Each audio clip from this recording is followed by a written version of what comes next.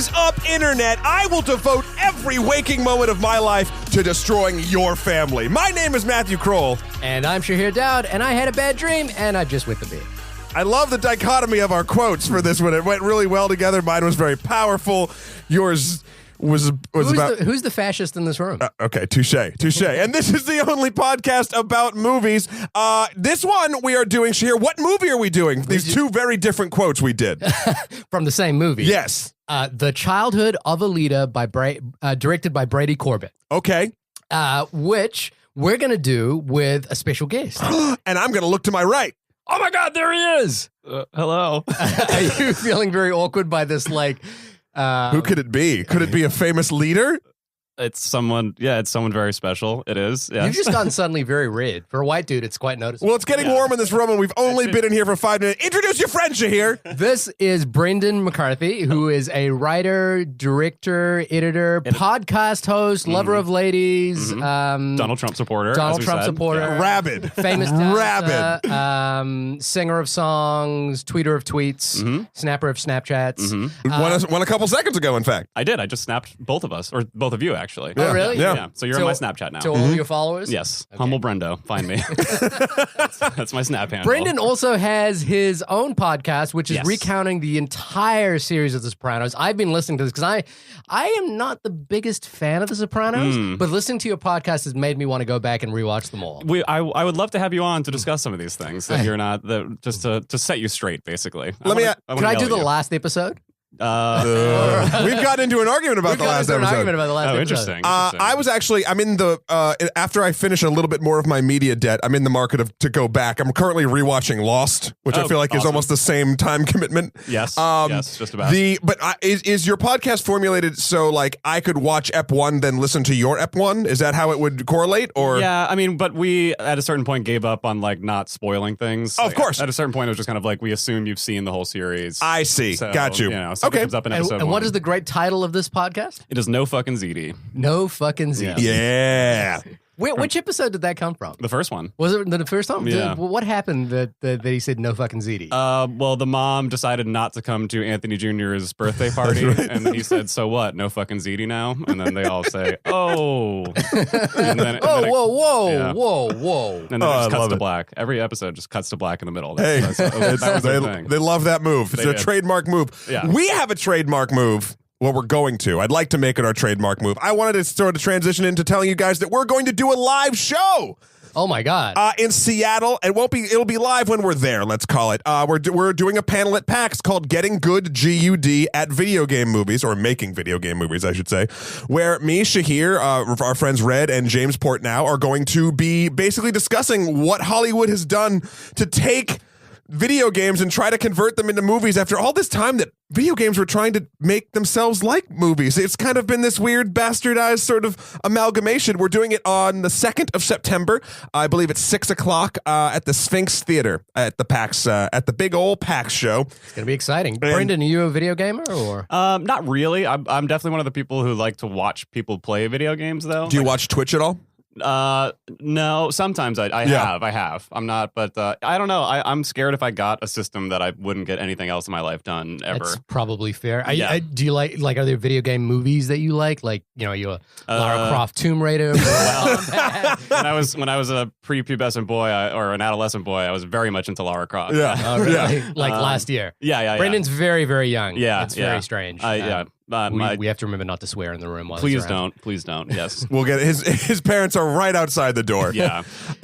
Guys, if you're enjoying our witty banter and enjoying our review, don't call our banter witty. Oh, it's not witty? I just don't like calling. It's very uncouth to call out your own witty banter. Shahir. If you're enjoying our painful and awkward banter, you can reach us at onlymoviepodcast@gmail.com and hit us up on Twitter at onlymoviepod. This movie has been a special request from listener Jacob, who has been active on our Facebook page. Hey, Jacob, thanks for calling out this movie for us. Yeah, thank you, Jacob. Jacob, this is actually very cool because it's not only a request, but it's also a newer film. So we're putting it in our newer film slot, even though it's a request. So it's not going to be a Wednesday. It's going to be a Friday, or it's a Monday, or whatever the fuck we're doing. It's going to be good. Jacob is really pointing me to a lot of things on the internet that I haven't seen yet. Particularly, I had seen this trailer before he pointed it out, but he was the one who said we should do this. Okay, and I was kind of excited about it because I think from the trailer it's an interesting looking film. Jacob's also had some really great input onto DVD and media buying. We had a conversation a while back. I lurked in that conversation for a while. He showed me some. So apparently South Korea is the place that is making collectible Blu-rays and steelbooks for days. Yeah, so I was really interested in that, and this goes into my whole new Criterion Corner thing. Stay tuned for that. Again. We all know it's Matt's favorite thing. I love it. But yeah, so again, thanks, Jacob, for pointing this film out, and on with the review, gentlemen. Yes. So, The Childhood of a Leader. It's about your son, Shahir. I know. I was watching this kind of thinking about my son the whole time, going, this is how it's going to go. I mean, if you were in the ends of World War I? In France in the end of World War II. Just like your life. Yeah, I think this is pretty much me. So the IMDb synopsis is, this chilling fable about the rise... There's a B in there. There's a B in there? IMDb. You said IMDb synopsis is. The Internet Movie Data synopsis is. I like D. Synopsis is. The chilling fable about the rise of fascism in the 20th century tells the story of a young American boy living in France in 1918 whose father is working for the U.S. government on the creation of the Treaty of Versailles. What he witnesses helps him mold his beliefs, and we witness the birth of a terrifying ego, much like Matt Kroll on this episode. Loosely inspired by the early childhood experiences of many of the great dictators of the 20th century and infused with the same sense of dread as the others and the Omen, The Childhood of the Leader is an ominous portrait of emerging evil. That was written by the production company. Because a lot of times, like for films, it'll be like, hero must rescue brother from evil force. And it's like, thanks, IMDb. This is very specific. That was very specific. And it was also kind of very favorable to the movie. I guess this has been the only podcast about the childhood of a leader. Thanks for coming on. Thanks, Brendan. And this was directed by Brady Corbett, who is an actor who I've been watching and been interested in for a while. He is loosely part of a collective in New York called Borderline Films, which has done films like Martha, Macy, May Marlene, Simon Killer, After School, which is excellent. He's been in all of those. He's also been in Melancholia 13. And interestingly, he was in the remake of Michael Haneke's Funny Games, which I feel like he is really drawing on Haneke a lot, particularly Haneke's film The White Ribbon. So this is his directorial debut. And a pretty interesting one for a young American filmmaker. This is a young guy as well. He is, probably he's in his 20s. Yeah. Yeah, I know. We all hate him. I don't hate him. I got no problem with that. So guys, what did you think of the movie? Brendan, guess first. I think overall, I think I liked it. I think that's a movie you got to sit with a little bit. To be fair, we just watched it. Yeah, we just true. Yeah, like a half hour ago finished it. I did like it. It was a little on the it's fascinating all the way through. It's just maybe not always like super entertaining, I guess, Mm-hmm. It's definitely slow going at the beginning. Mm-hmm. I think that's we all kind of felt a little bit of that, But I do ultimately like where it ends up. I'm not sure how I feel about the last scene, but I like the third act overall, I would say. Mm-hmm. And I thought the color was really beautiful. Okay. I'll say that. That's very specific. Yeah.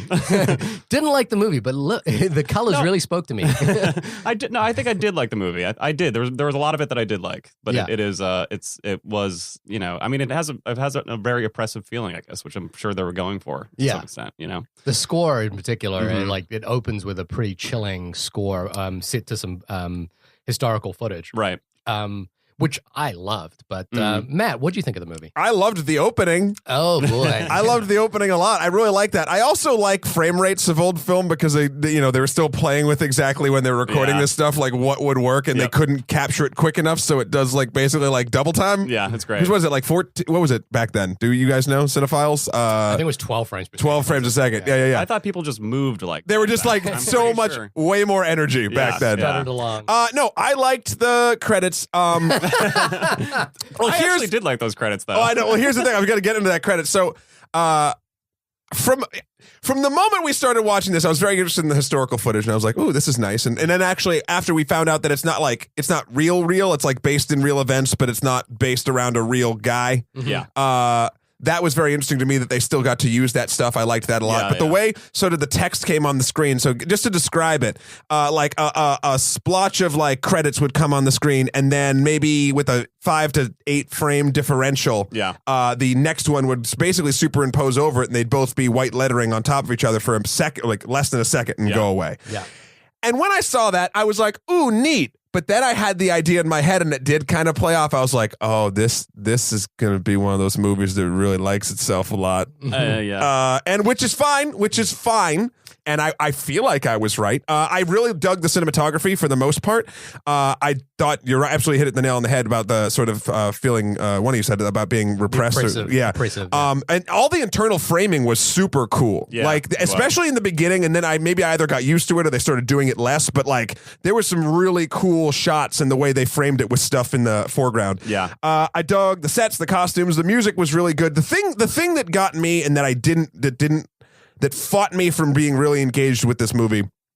A, the pace is really slow. Yes. Yeah. And B, all of those great things that I just said, I have to go back with the sort of falling in love with itself analogy of like, yeah, these are all so cool. It really, in my opinion, needed someone to step in and be like, yeah, these are all great, but let's just cut it all down by like 80% or like, or 20%, because it had that feeling of just like almost like one guy at the helm. You know when you fall in love with your shit and you're like, you're like, I'm not cutting anything. Like there were just shots that went forever, and for most of it, I was like, this is cool, and then I'm like, okay, just keep fucking going.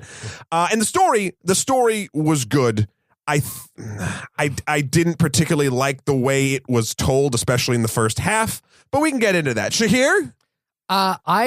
I think it is. I think you guys are both right, which is it's one of those films that you do need to sit with for a minute. And it's hard to talk about it within half an hour of watching it. Yeah. Because I feel I need more time to digest what I've just seen. I do like this kind of, it's not experimentation, but a sense of like still pacing, you know, like where a film like takes its time to set itself up. And I felt like, but that said, the opening couple of scenes with Liam Cunningham and Robert Pattinson, where they're sitting around a pool table talking about the history of, what's happening in the world right now, I did feel was kind of awkwardly paced, and kind of made me go, ooh, yeah, this conversation could really be trimmed down, and I really wanted to see where the child was going to come into all of this. Now, it's an interesting film because basically you can tell from the title, The Childhood of Alida, that the film is attempting to seek either correlation or causation between the events of this child's life into what he will eventually become. Yeah. I'm not that well versed on Jean-Paul Sartre. Sartre, sorry. I can't do it either. But apparently, well, you mispronounced Edward Cullen's name already, so I don't think the French are going to mind. You mean Sparkle Pony from Twilight? Yes. So I don't know Sartre very well. I mean, loosely from university, but there is a series of short stories that he wrote, one of which documents the upbringing of a fascist. I believe the name is Lucien Florian. I'm not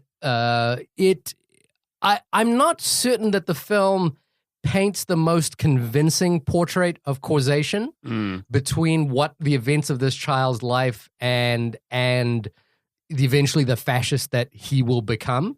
Agreed. But I think the thing that's difficult about that is that if you go, I didn't know what the film was about, and from the title you can glean, and so everything that the child does becomes front loaded with how is this going to relate to him when he gets older? How is this going to how is this a demonstration of a child who is going to eventually become some kind of monster? And obviously, in the political season that we're in right now, that's an interesting conversation to have. Sure. And something I was thinking too is like, I know we like in the iconography and the poster and all this stuff is sort of trying to lead you into like, oh, this child becomes a monster. Yeah. But I was thinking about it and I was like, wouldn't it be interesting if this turns into a good leader? Like, do you know what I mean? Like, it would be like the sort of twist of it would be like, oh, it's not going to become like a Hitler-esque thing. It's going to become somewhat like, I don't know. I was like, because then I was like, am I putting too much of what I think like, oh, fuck, bad shit's coming? Yeah. Granted, I didn't, and that's what they were going for. But right. I had the moment where I was like, that would be neat. And so to that end, I think the way that the film kind of doesn't directly set up, correlative events. It doesn't, he's not out there like killing animals or something like that, and that's the like he's a monster from the get-go. It's more that there are certain little moments in his life that you could certainly point to some sort of dissociative quality. And then there's something that I always think is really interesting, which is that families that have wealth tend to, in cases where they have servants and people that look after the house, tend to value certain people over other people. So guests of the house are more valued than the people that actually work in the house, which is something that happens in this film. And I think, and I do have a personal belief that a child seeing that kind of division between people, that becomes formative in their growth and development. Yeah, and I think that this film kind of plays on that. It's something that again we saw in Michael Haneke's The White Ribbon. It's something we see in The Rules of the Game, the Renoir film. And it's also something we see in Gosford Park, the Robert Altman film. To be honest, I think that's that sort of getting into like what causes him to become the bad guy at the end, right? Yeah.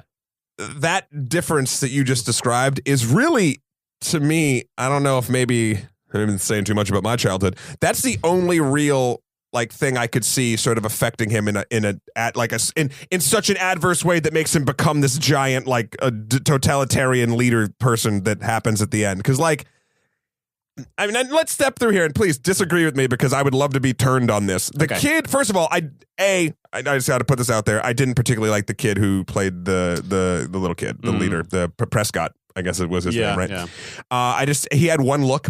He had one look, and it was sort of like that chin down, eyes up. Slightly Damien from The Omen. Yeah. So I felt like it was a little heavy-handed in that. So I never felt like there was a transformation. Like the first thing we're introduced, and this is, I guess we're getting into spoilers, but it's the very beginning of the movie.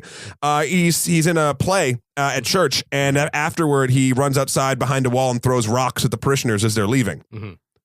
Okay. The film is structured, for those who, first off, go and watch the film. It's available on VOD. Watch it right now. But the film is structured around 3 tantrums.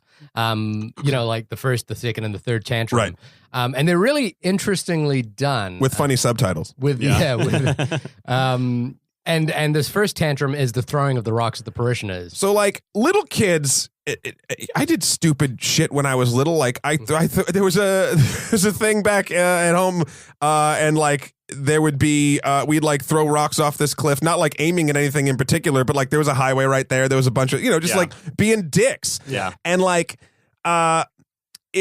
kids do that, and they're not all evil. And so he's doing that, and I was like, okay, granted, times are different, and you're throwing him at parishioners out of a church, and I'm sure that's thought of, is very poorly. So then, like, the mother decides to bring him into the preacher. Basically, the only thing that I found weird about, like, that would turn a person that's not naturally inclinated to be evil was, like, the separation between sort of the way people were treated in the house and just sort of, like, I guess, lack of parenting. Yeah.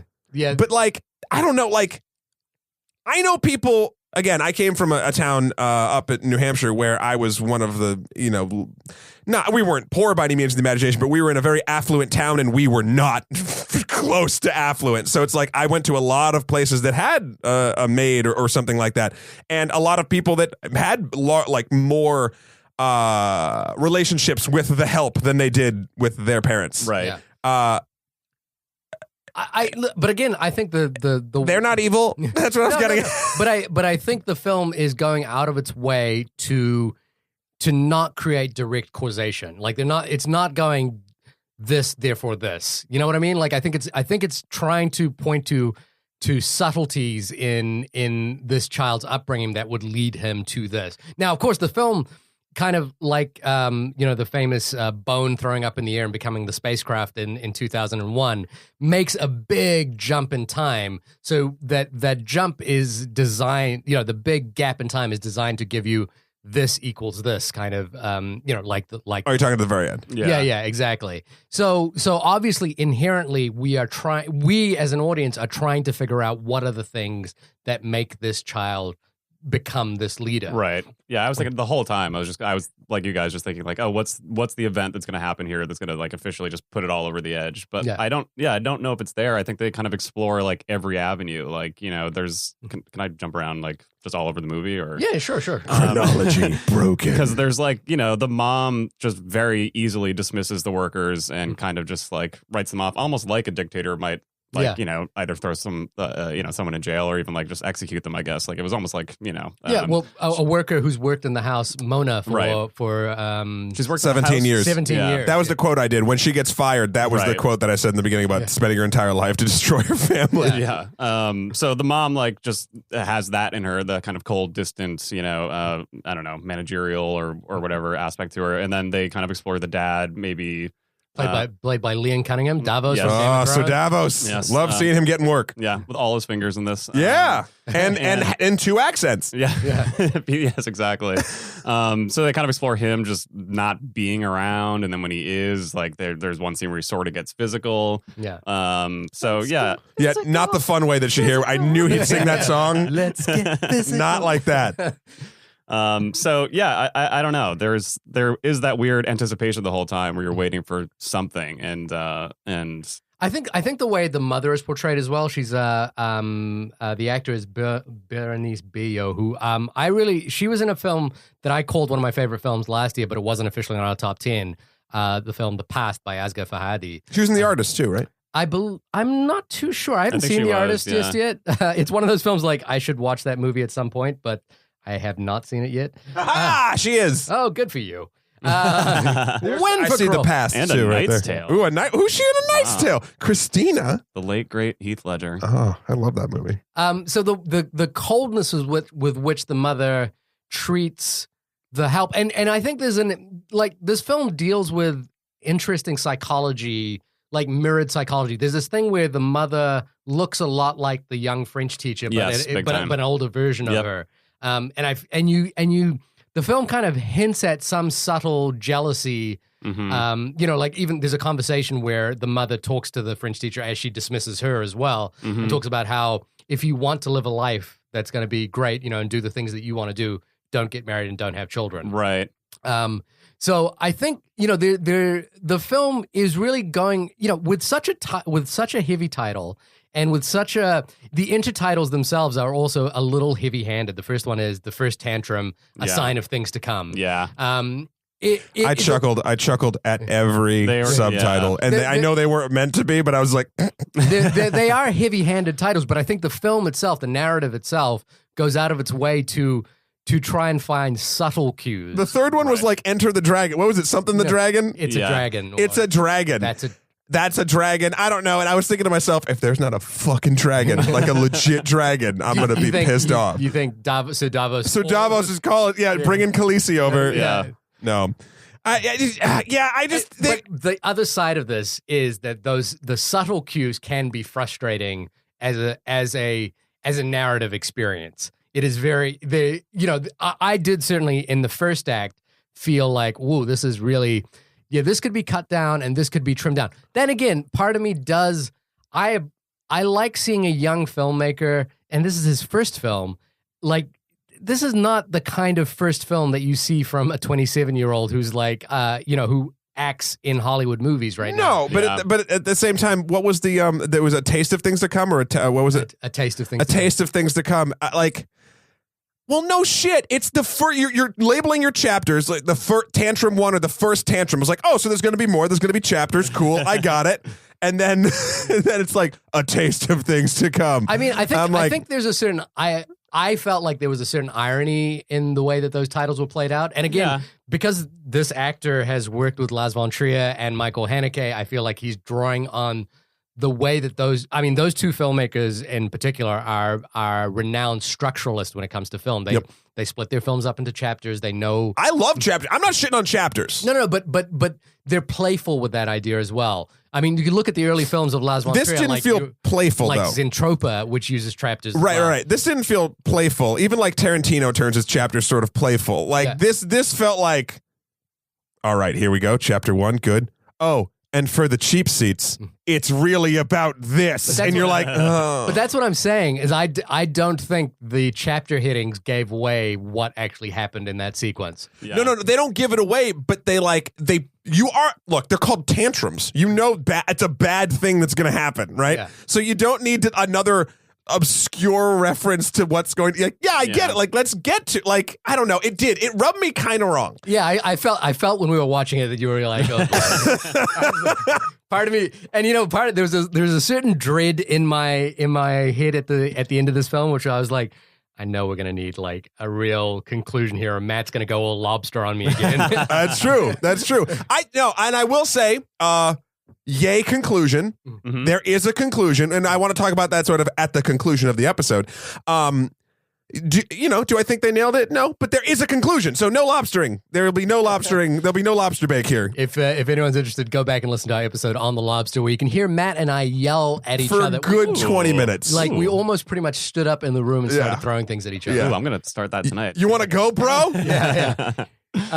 So that's my point of view on it. Before we get into spoilers, is there any other thoughts that people had about, like whether I think, Matt, you've kind of articulated it already, whether the film, really painted you a convincing portrait of the journey from child to leader.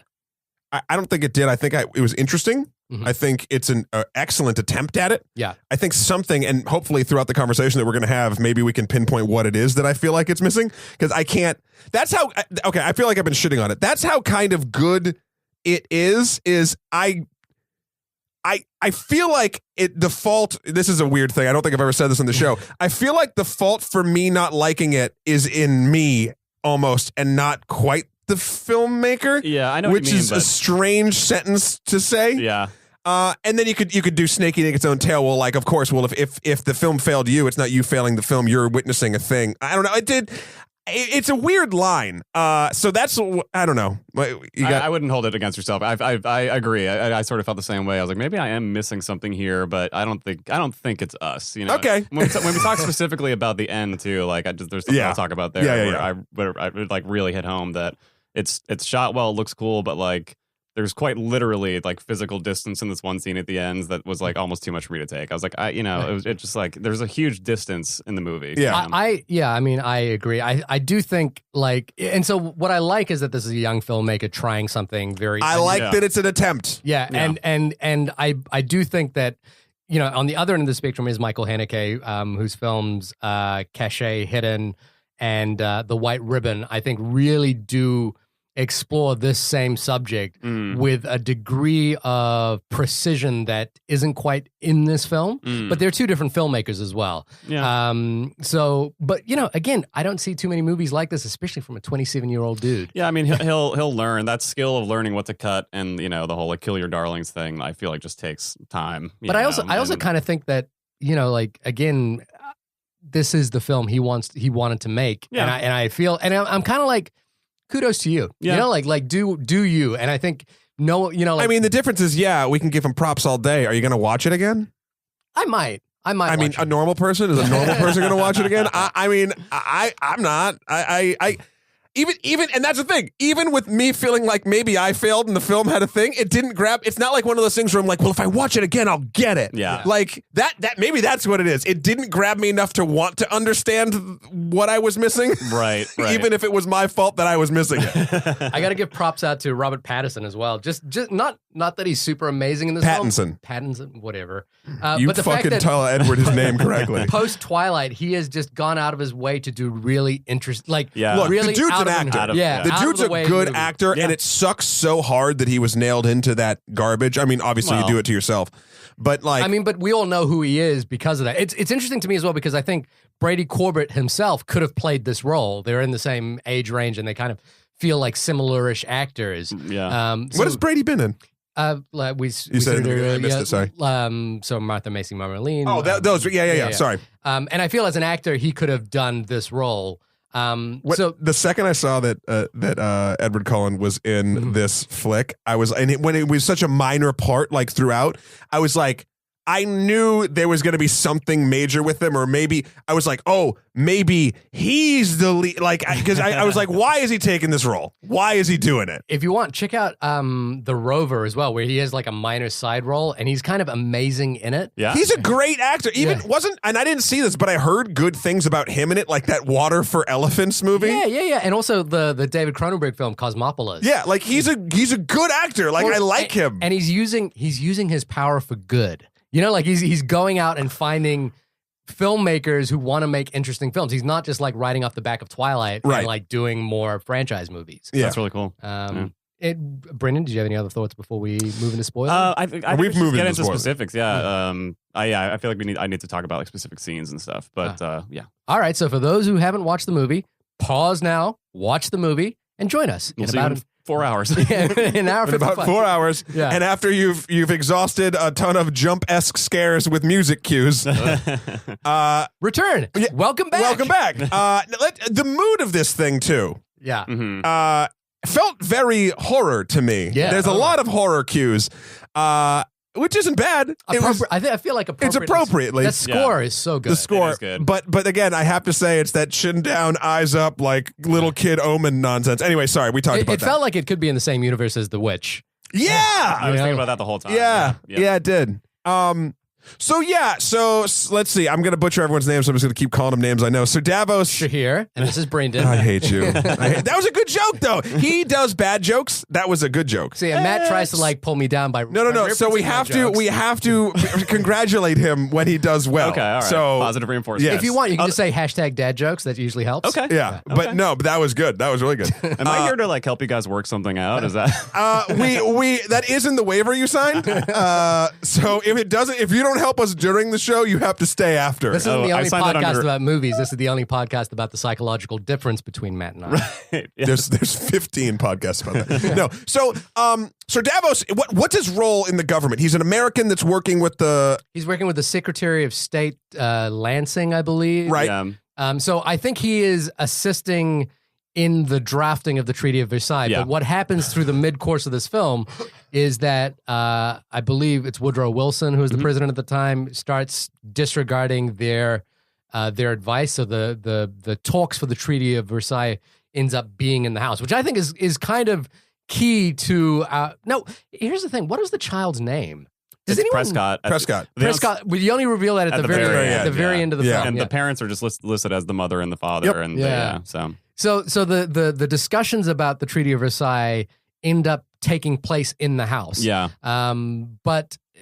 And obviously Prescott is not privy to the details of that discussion. Right. No, he There's- comes out once, half naked, Yeah. to spite his dad for some reason. Well, I think that it's to me that's an additional psychological layer that's happening, which is that everyone mistakes him for a girl. Yeah. And he gets kind of upset about that. True. And starts, like walking around the house He naked. has long hair. Yep. Yeah.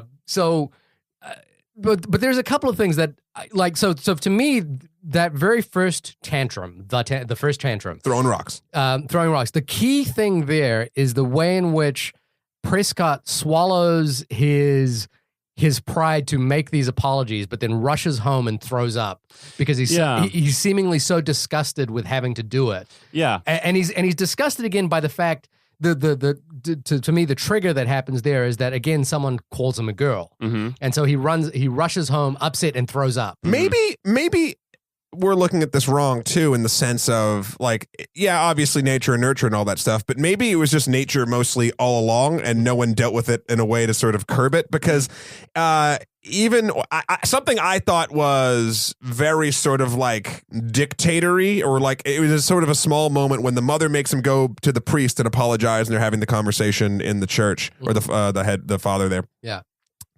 And finally, when they were like, come on, say you're sorry. And he's like, why? He's like, because you threw the rocks. He's like, but I didn't do anything to you. Right. Meaning he knows he did, like, it's that disconnect that almost, that's a sort of a mental thing. And the priest even says, you're a smart child because yes, you didn't do it to me.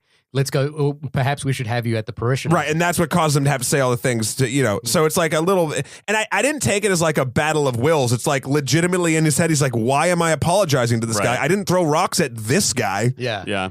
There's like an interesting theme of apology and forgiveness throughout the whole thing. Like the priest's sermon talks about, not mistaking forgiveness for surrendering. The whole the lion and the mouse thing is about, apologizing and forgiving. Yeah. And then I believe it's the mom who won't accept an apology from Mona, the maid. And so I noticed that all the way through, like he seems to know the words "I'm sorry," but doesn't know what they mean or care. And I think he definitely gets that from his mom. Yeah. Well, his dad's not around. I mean, the whole thing is Davos is running around until he brings his work home with him, and then he's still not really around. Yeah. Like I think he's also like, again, this is a classical heterosexual family from the 19th century that the father is off doing the work, the mother is in charge of the house. And he expects the meal to be served, and when he comes home, he expects his child to be, well dressed and pleasant, and he's not, he's not a parent who's capable, who's used to dealing with difficulties with his child. He has difficulties at work, and I think there's this interesting moment that I just liked seeing, which was that. When he is at home, the father is kind of dictatorial. He is, like the rule is this, and this. And then for the second that the treaty, the ambassadors and delegates come to the house, he is like rushing around, kind of whispering and, like very apologetically. You see that the hierarchy has changed and shifted slightly. Yeah. And I love just seeing just that little moment of him like trying to walk through the house with all these delegates behind him and whispering to his wife, about how the process is going to have to be done. Yeah. So I really like the way that the film kind of toes that line of like who's in charge and who's not in charge, and the power dynamics that happen that shift throughout the film. Well, there's a point, especially when he goes away. I think it's after the treaty's signed and Prescott sort of like locks himself in his room or in and out or whatever it sort of is. He basically takes control of the house in a weird way, like the child does. The child does. Prescott does. He just was like, nope, I'm not doing shit. I'm not doing whatever I want. Oh, French election time? Yeah, I'm good. Yeah. And then like food and whatever. And the only person that can actually get to him is Mona, the maid. I think she's the only. Yeah, she's the maternal. She is like the maternal figure that is soft to him. Like his mother is not a softened figure to him. So I think that's. And then we would be remiss for not mentioning the kind of pseudo-sexual relationship that he forms with the teacher. Yep, his French teacher. French teacher, French teacher, played by Stacey Martin. David Lee Roth will be proud. I forgot my pencil. Give me something to write on, man. No, whoa, down, down, down, down, down. I'm gonna do it till you stop glaring. But down, down. This is what Matt does. Matt's idea of his joke is just keep going until it's funny. But the problem is if we don't stop him, it never gets funny. But I need parenting, is what you're saying. There's a kind of, obviously the child is, how old do you think this boy is in this film? 8 or 9, something like that. Oh, really? I was going to say like 10 or 11. Yeah, I guess you're right. It must be a little younger. I have such a hard time. Yeah, I don't know. I don't know. You'll learn. I'll learn eventually. I'm seeing it right now, but even then, I still have trouble figuring out how old my kid is. Sometimes. Yeah. But he's 35. I have been. Here's Benjamin buttoning this shit.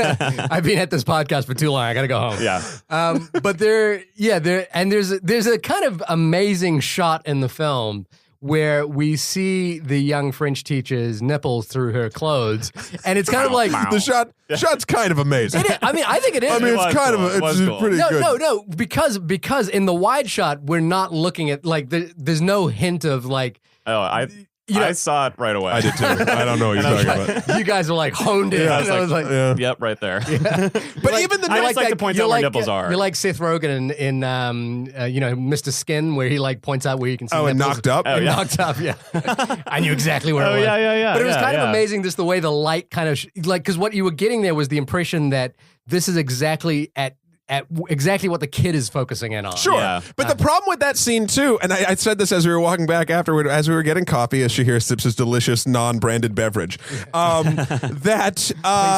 almost... We're still looking for a sponsor. Yeah.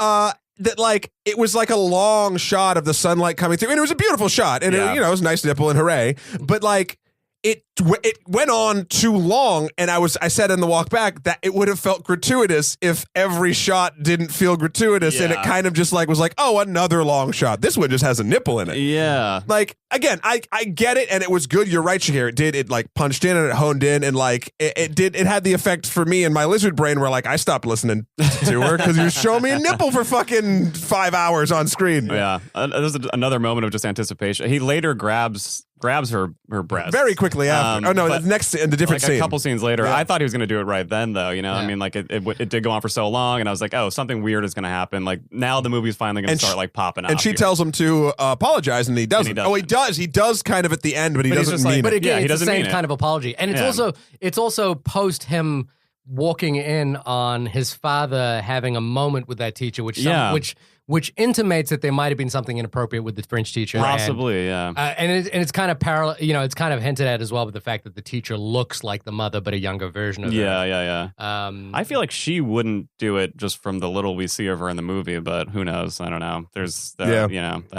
don't know. There's an amazing scene later on where after the father has become enraged with the child, he decides that he's going to, he walks into the mother's room and he says, perhaps we should have another child. Right, yeah. And then he's lost the inclination halfway through. Oh, no, I have the quote. It was going to be one of the ones I said. It was, where is it? It's like the notion's gone. The notion, yeah.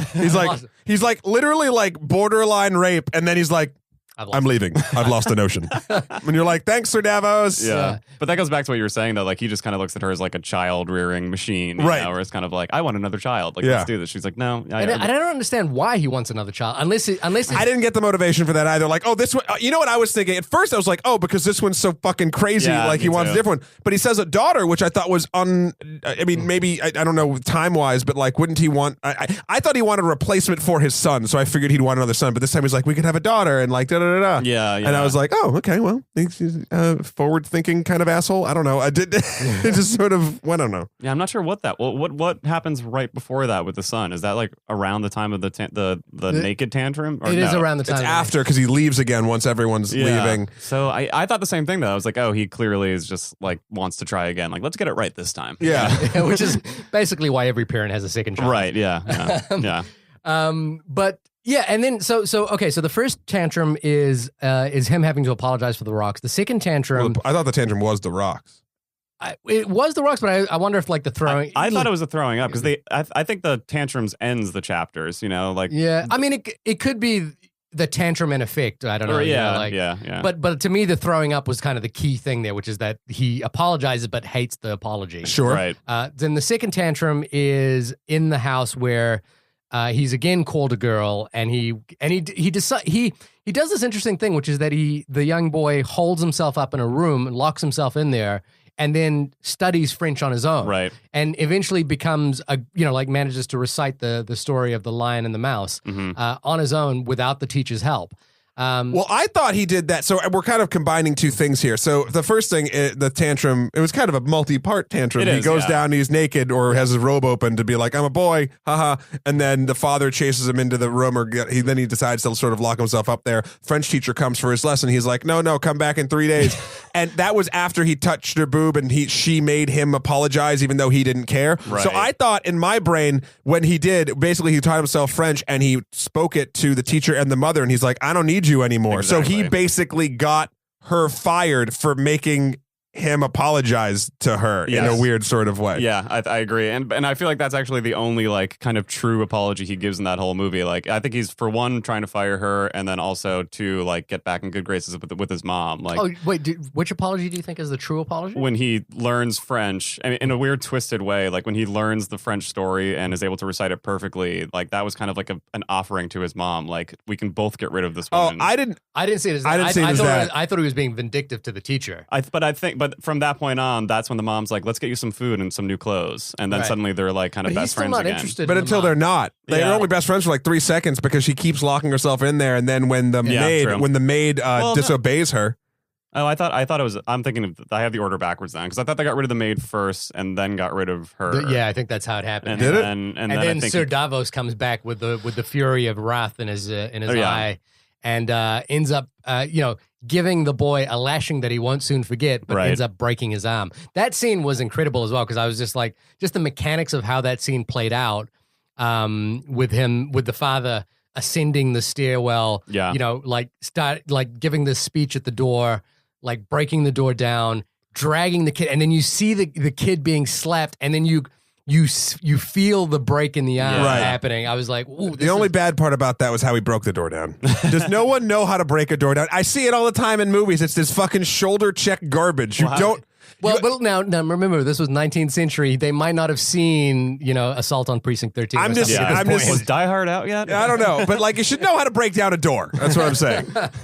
It's with your foot at the lock level. Okay, so continue. Okay, all right. Yeah. So to me, the correlative elements where the throwing, because these are the correlative. Correlative, elements there is at the end of chapter 1 was the throwing up. The end of chapter 2 was the arm being broken. So it's these two moments where an apology or a moment of remorse is kind of twisted or bisected by just another moment that flies in the face of it. Yeah. And then this leads us into our third chapter, the final chapter, the final chapter. Enter the Dragon. Enter the Dragon. Bruce Lee appears. Kareem Abdul-Jabbar is wearing a jumpsuit.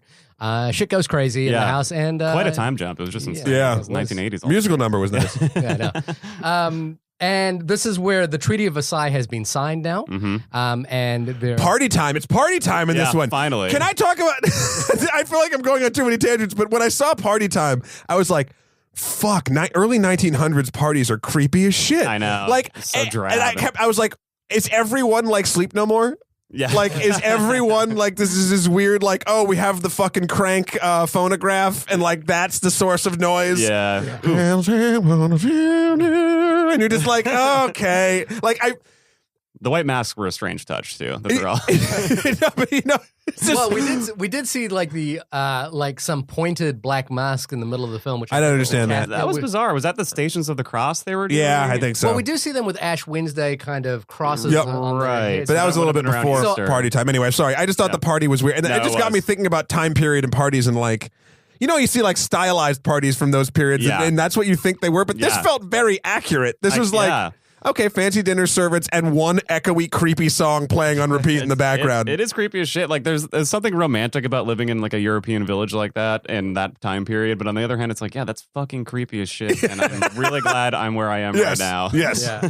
With microphones. Yes. It actually, that whole sequence with the Treaty of Versailles being signed there as well also feels. Did you guys remember that movie, The Remains of the Day? With Anthony Hopkins and basically Anthony Hopkins and Emma Thompson are butlers in a house, which I think the decision to go into World War II happens at this house, and this butler has basically witnessing the descent into fascism. Well, I think that might be paraphrasing what actually happens in that movie. It's been a while since I saw it, but I do like this sort of study of domesticity, and the study of manners that has to happen with people that have like servants and attendants, like Gosford Park as well. So I was the way in which kind of we're seeing the trickles of fascism being born through the way in which this house operates. Yes, I think was really interesting. Yeah, like the new head servant there. Yeah, who's just who is much more of a dictatorial presence. Yes, and the other servants just kind of fall right in line with her. Yeah, exactly. I thought that that was interesting. So it's not a film that's like pointing directly to causation, but I think like the more, and then this might be that factor of like having to like sit with this film for a little bit longer. The more you think about it, the more you look at that film, you let the film absorb in you. The more you can kind of see the relationship. I truly believe there are 1,000 tiny things that he did very well that like actually once, like you said, you sit with it, you realize it and whatever. The issue I have is it didn't grab me enough to, if we weren't doing a podcast about it, I wouldn't be thinking about this shit. Yeah. Right. Like if you're going to, all right, filmmakers, if you're going to outsmart me, which is not hard, if you're going to do it, make it interesting enough where I want to come back and level the playing field. Like this one, for whatever reason, didn't do it for me, even though I think a ton of work and cleverness is there. Right. Yeah. Which is so strange. But let's talk about the final moment. Okay, right. So we're at the party. We're at the party. We're at the party at the tantrum. So recount us back. Recount us back. Oh, that's not the song that was playing. No. Okay. No. But someone did kick a door down. Yeah. So they're at the dinner. They're having a dinner table, and fucking Davos gets up in front of everyone. He's like, "War's over. We did it. Hooray!" He's like, "I'm not one for speeches, so my lovely wife's going to lead us in prayer." And then the mom, thinking she's doing something nice for the kid, I thought anyway, like that they like, oh well, I think that maybe he's a better public speaker than me, like because he proved himself to speak sort of the French, and he did all the stuff. Like, why don't you lead the prayer? And he's just like, nah. I don't believe in prayer anymore. Yeah, I don't believe in praying anymore. I don't believe in praying anymore. I thought that was a fuck you from the mom, big time. I thought it was it? Yeah, I thought maybe I read it wrong. I did kind of think that it was like a little bit of a moment where like she was. But why would she have been saying that? Because they were getting along again, weren't they? No, at that they weren't. point? He was pissing her off again. She was like, he wanted her to like sit down at this part of the table. He didn't want to do it. He was, like, she was grabbing at the back of her dress, and he was like, "We're gonna eat." She was like, "We're gonna eat soon." Gotcha. Okay. So I kind of felt that was like that was her putting her son on the spot, and it may be that thing where like parents try to. Sink or swim with your kid. Sure. Like, are they gonna like rise to the occasion? So this is where, boy, did he! Yeah, not he rose. The dragon stood up and he stood on his chair and started screaming, "I don't believe in praying anymore. I don't believe in praying anymore. I don't believe in praying anymore." Flashback to a little bit earlier in the film. He's outside again collecting rocks like a little fucking rock collector. I don't know. I was going somewhere. I lost it. And so he's on his chair and he's like, "I'm not," and the mom slowly walks over to assumably take him off the chair and lead him out because he's embarrassing the everybody. And he fucking clocks her in the temple with a fucking rock. Yeah. It's actually, I was so shocked by that moment. I was like, what just, because I suddenly thought, whoa, this has gotten to superhero cherry. He's got like superhuman strength. Oh, you didn't catch the rock at first? And then it was like, oh yeah, he went and got those rocks. Yeah. I thought he was just going to start throwing the rocks at everyone at the dinner table. That's what I thought too. That. Yeah, that was. So that was a great moment in the movie. She starts bleeding, and she just drops, like a sack of potatoes. Yeah, he hits her in the head with a rock. I understand. Yeah. I'm not saying well, she should have been able to take that, bro. Like, it totally makes sense. And then chaos ensues, and everyone starts chasing him all over the house. But interestingly, Robert Pattinson reappears in the film and kind of takes the lead in trying to catch him, catch the child, and he does it in a way that like he's trying to save the child from the father. Exactly. Flashback throughout this entire movie. Whenever Robert Pattinson and the mother are in the same scene, there's this weird sexual tension. Yes, which I believe comes to a head. In this moment, yes. Well, it comes to a head basically in the epilogue of the film. Right. Well, right before the dad breaks his arm, he kind of walks in on the two of them being a little shady in this back. Yeah. When dad comes home, it's like Robert Pattinson's just in the house hanging out, and the mom's crying. Yeah. And like, well, we did it. We signed the treaty. That's wonderful. And it's like, wait, what the fuck? I love his line. He's like, "Oh, there's the man of the hour." Yeah. I was like, what are you doing here? Yeah. So not shady at all. Amazing. Yeah. But he is being like super caring for the child in this moment after. So they catch him and they like catch him on the stairs, and there's this weird. The last shot is sort of beautiful of this sort of little section where it's Robert Pattinson reaching for him at the top of the stairs. When he fell down, the camera does a 180 rotate like over the top, so you see upside down all the people staring, including the quote father, right? Davos. And I love that upside down like reveal. It's I don't know. I just like that's what I was saying. Yeah, I like that too. Yeah. So then there's is it an epilogue? What was it called? I guess it was called A New Era. A new era. Prescott the Bastard. Yes. Which, and again, it basically it harkens back to a dream that the child has of that space when he was younger. When he thought that, I had a dream and I wet the bed, which was my line from the beginning of this podcast, where he is envisioning basically a technological era, and it, like the scene opens up with this, like with the machine of politics now, which is the printing press. And we see the exact same room that he dreamed of when he was a little kid. Right. But then, like, this is what I didn't get, because this was all through this too. That long ass pullback shot where there was 4 people sitting around signing and writing shit. What the fuck was that? That's the shot that like really that put me over the edge a little bit. Like, the music was more oppressive than that had been like in the You couldn't hear what movie. they were saying. You couldn't hear what they were saying, and they were pulling back way like really, really far. And I feel like that was supposed to kind of be like a lot of this was supposed to be a holy shit moment, and it just kind of wasn't, because like it was like I mean, it was emotionally distant and then like literally distant too. Like they were so far away, and it's I liked what he was going for, but felt like that's the thing. Like I feel like it was that moment. This is what I don't get. So it pulls back, and it's like a 10-minute shot or something. It felt that way. It's probably beautiful. not 10 minutes. Yeah. And it pulls back, and you slowly see guards around these 4 men signing and working on papers and documents and things, and it's pulling back, and you see these 2 banners that, if they had swastikas on them, I would have been like, oh. And I think that's what this moment was trying to go for. But since it's a fictitious thing, I think anyway, and maybe listeners, if I'm wrong, please do it. But there's like a sun symbol on all these sort of banners. And the symbol of the bear as well. Or the lion. Was it a lion? The lion. Oh, I thought it was a because from the story that he reads. Yeah. Right. And so like then it's like them walking downstairs for 10 minutes, and then it's them walking out to a square for 10 minutes, and then they're all waiting for this guy to show up, apparently that's super important, and the car comes and there's all these guards and people loving it and da in this big square, and it turns out to be, lo and behold, Robert Pattinson with a beard and a shaved head. And at first you're like, huh? Yeah. And then you're like, oh. Prescott the Bastard. Prescott the Bastard. He looks like him because, like, it does this weird time jump. It never sort of says, like, I mean, new era, you kind of get it. It's like, oh, a generation has passed. Yeah. But it's a very weird jump to make. I don't know. It felt odd, and I didn't quite get it. I didn't get it until like the film ended, and I was like, oh, yeah, I get it. So he gets out of the car and starts waving. We only see him for like a glimpse before the camera just spins off into crazy stuff. Like, and that was stupid. The spinning was stupid, but I liked the glimpse. You know, I like the glimpse, but you could have just ended the spinning after like 3 spins. It spun for like 29 spins. Yeah. Again, I think he's, I agree that this is a little long, and he's made the point, and we get it. But I do think that everything he does here is kind of beautiful. I agree. I don't think that shot was beautiful. I think that shot. I really don't. I think it was great that we caught a glimpse and we're like, oh fuck, we have that moment, and I was excited for a second. I was like, shit, and then it was like smiling, and okay. Oh, it's not. I figured to cut to black by now, and okay, it's still spinning. We're seeing light leaks a little bit through the and it's spinning, and it's spinning. And if you're bored of me saying it's spinning, wait, it's not done spinning yet because it's going to keep going, and like that times 5, and like it. You could have had a powerful moment at the very end if you timed that right, and that was not timed right. I think it is, like I say, it's a little long in the tooth, but I liked everything that was going on here. I liked that long pullback to reveal the size of that room. It was kind of like the halls of power, and then we still see. But what I didn't get is the dude wasn't there. Like Bastard wasn't there. He wasn't there. So who gives a shit about we don't know anyone in that room.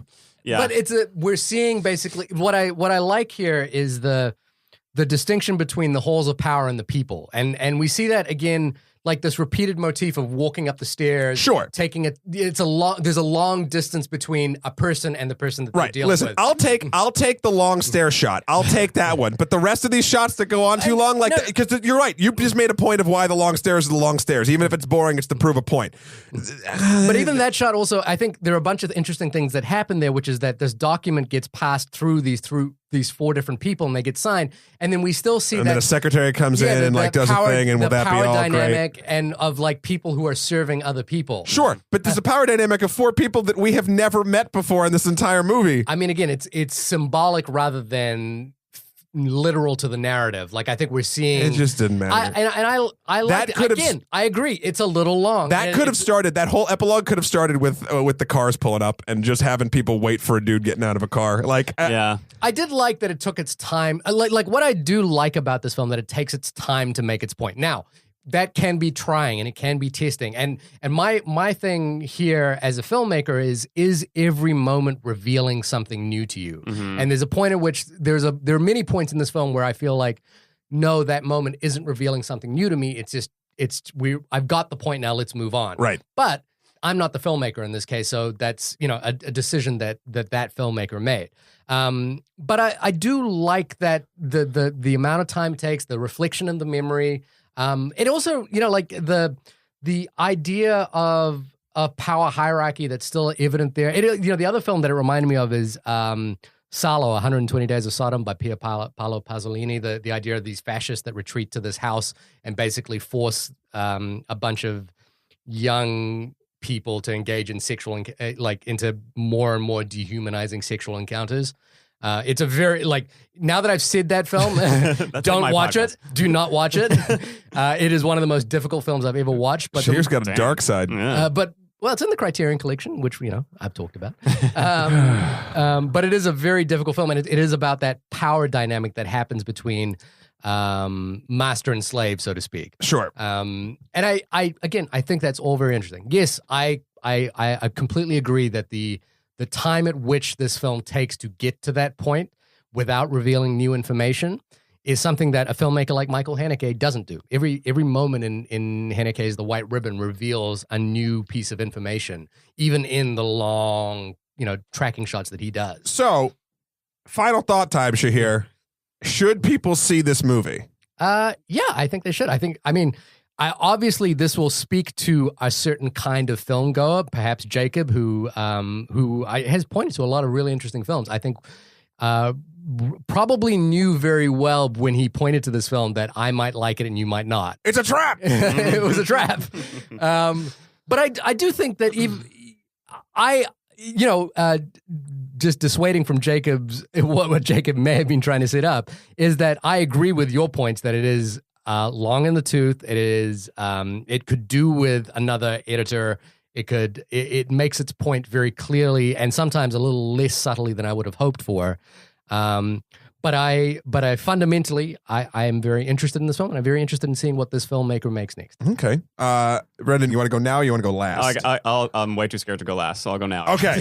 Wow, you're scared of us. That's just good. my final thoughts. I think that if you're someone who would be searching out a movie podcast and you're that interested, I think you should probably see it. The only movie podcast. The only movie podcast. I think it's meticulous, and I think it is beautifully shot. And I like that they kind of tell the story with the color and with the even the soundtrack. Like it's kind of moves from these like earth tones at the beginning to this like really like steely blues and reds at the end, and even the soundtrack gets a lot more mechanical sounding. Yes. So I think that there's a lot to learn from the movie if you are someone who's interested in movies and making them. And but I'm not sure I would like seek it out to go at the theater and like have like a nice like Friday night seeing this movie. You know what I mean? And it could use a little bit of humor, but. Other than the subtitles, which it didn't mean to make funny. My final thought is, Jacob, your attempt to destroy Shahir and I's relationship even more, I feel like I respect you for it, but I don't think it worked. Look, I'll say straight up, I don't think this movie is worth a lot of people's time. I do think, like you said, Brendan, it's like if you're a filmmaker, this has a lot of interesting things to show you that you could be like, oh man, that's actually a really cool thing to do. Like if I modified it this way and did it sort of in my own sort of thing. So I like that aspect of it. And I'll always appreciate something different. The reason why this didn't turn into me screaming at Shahir because he liked it and I didn't like it is because, just like I said before, it has a ton of interesting stuff to it, but it doesn't do enough convincing of me to be interested and to do the digging. Yeah. So I can't get even passionate about it enough to be like, I don't want to convince you of any of my points not to like it, because I'm just like, if someone likes something, that's great. So I would sadly say, for the average goer, I would say it's a no-go, but there's definitely some really cool stuff to learn if you are a film buff from it. Yeah, I'm totally stealing that credit sequence thing from the beginning. Don't, because that's smelling your own farts, man. That's like, everyone loves that brand. I thought it was so cool. I liked it as well. Oh, well, I'm outvoted. Well, since I'm outvoted, I feel like this is a great time to continue Shahir's fucking sub-segment before we close out the show. Dear listener, if you've been listening, and I hope you have, I have been running a little new segment called Criterion Corner because I have just realized how much great material is available on Hulu's Criterion Collection. Well, it's actually Criterion's Collection, which is available on Hulu. And so I'm going to try and persuade you to watch an interesting film from the Criterion Collection every week. This week, I am going to persuade you to watch one of my favorite films of all time, If for Fake. Have either of you guys seen If for Fake? No. I have not. Orson Welles' film. It was probably one of the last films he put together as a complete film. It coined the phrase essay film, and it's basically Orson Welles. I love it already. It is. Look, in my mind, I think it is on par with Citizen Kane as far as his body of work. But it's at the end of his career. He has no money. He's scrapping together this little film to the point where he's shooting scenes of him editing the film in the room. He does so much amazing work to like dissect what film and filmmaking is. He's basically trying to explore the world's greatest art forger. Then he turns the lens on himself and he talks about how all art is forgery in some way, and he himself as a filmmaker is one of the great forgers of our time. It's an incredible piece of filmmaking. It also shows you how fucking cool Orson Welles was back in his day. Like that voice, his ability to like command the screen, even when he was like 70 years old, like 100 pounds overweight. Yeah. You know, like he's just 100. Oh God, I don't know. I love this film to death, and it's available on the Criterion Collection on Hulu. So please seek it out. And if you have other recommendations for Criterion, or like Jacob presented us, other Blu-ray or other media, please send us on demand. Yeah, send it our way via our Facebook page, or contact us like Jacob did at onlymoviepodcast@gmail.com. Hit us up on Twitter at onlymoviepod, or on our Facebook page. Brendan, where can people find you? We are at No Fucking Ziti on Twitter. Yeah. We're on iTunes. I would suggest searching Ziti because they kind of censor the fucking part. So and there's no fucking on Twitter. There's no. No, we could. There's a lot of fucking on Twitter. Yeah. Or SoundCloud. We're just soundcloud.com/NoFuckingZiti. And episode 35 is going up tonight. We're like getting to the end of season 3. That's so cool. It really does make me want to rewatch the show. You should. You should. And you should come on, and I'll yell at you about everything. If once I finish my media debt, I'm gonna go 1 and 1. I'll just go boom, boom, boom, boom, boom. I mean, I'll warn you. The first season, we didn't know what we were doing. I think no one does. I would. But you'll see. That's fine.